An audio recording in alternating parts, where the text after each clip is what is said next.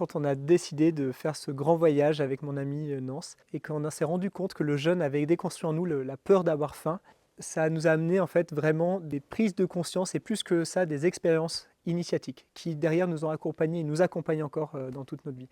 La première, c'était la joie dans la sobriété. On s'est rendu compte que plus finalement on se dépouillait, plus on enlevait des choses superflues, des choses dans notre sac à dos, plus on était heureux parce on vivait une grande légèreté dans notre quotidien.